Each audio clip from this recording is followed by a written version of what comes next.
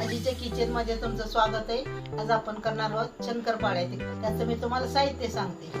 रवा 2 भांडी, मीठ, लसूण आलं पेस्ट, तांबडी मिरची पावडर, जिरं पावडर, ओवा, धने पावडर, मिरं पावडर, हिंग, कॉर्नफ्लॉवर आणि डालडा.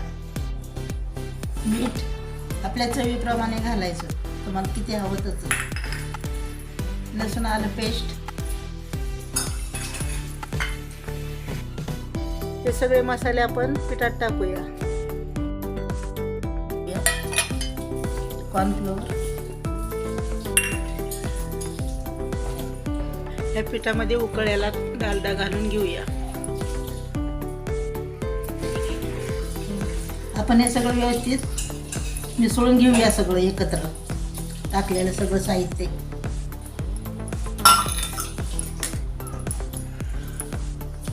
पाणी ओतून आपण मळून घेऊया पीठ. हे आपण सगळं व्यवस्थित मिसळून घेतलेलं, एकसारखं करून घेतलेलं पीठ कसं मस्त गोळा होतोय, छान झालेलं आहे. मी आता पाणी घालून भिजवते याला.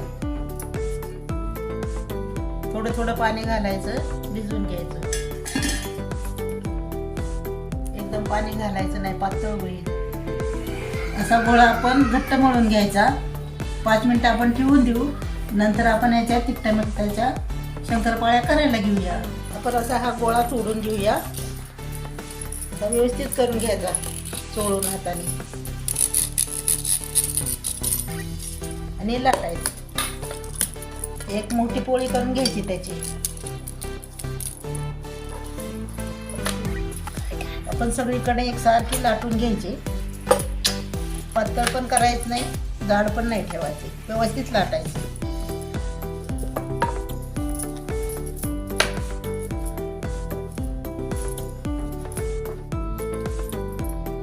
आपली पोळी लाटून झाली आहे. आपण शंकरपाळ्या कापून घेऊया.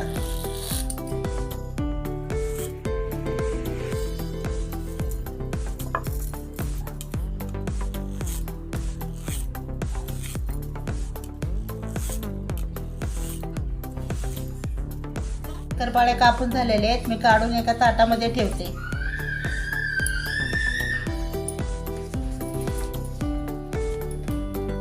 आपलं तेल तापलेलं आहे. त्याच्या कढईमध्ये तळायला घेते शंकरपाळ्या.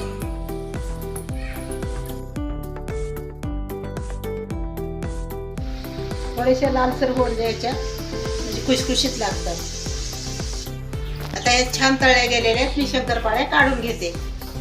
आपले शंकरपाळ्या तयार झालेले आहेत. तुम्ही घरी करा, खा आणि मला नक्की सांगा. व्हिडिओ आवडली असेल तर लाईक करा, शेअर करा, सबस्क्राईब करा.